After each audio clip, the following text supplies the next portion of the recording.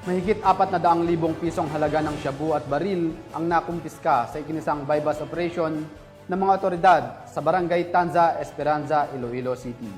Yan ang report ni Patrolwoman Riza Valencia.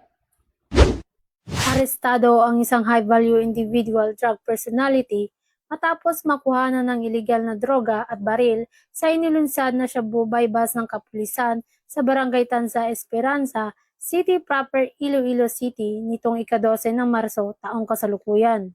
Ang naturang operasyon ay naganap bandang alas 9 ng gabi sa pangunguna ng mga tauhan ng Iloilo City Police Station 1 kasama ang City Drug Enforcement Unit, SWAT ICPO, Iloilo City Mobile Force Company, Philippine Drug Enforcement Agency at Highway Patrol Group 6.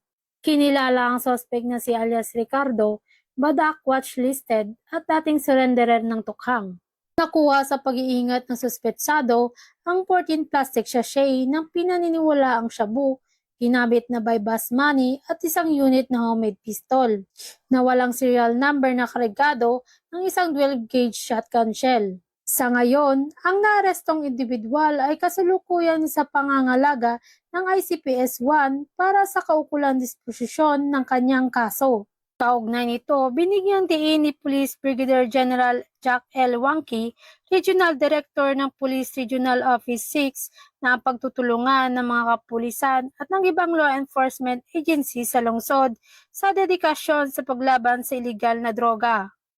Mula dito sa Iloilo Police Provincial Office 6, ako ang inyong Police News Network Correspondent, Patrolwoman Riza Valencia, alagad ng batas, tagataguyod ng balitang pulis. Maraming salamat, Patrolwoman Valencia.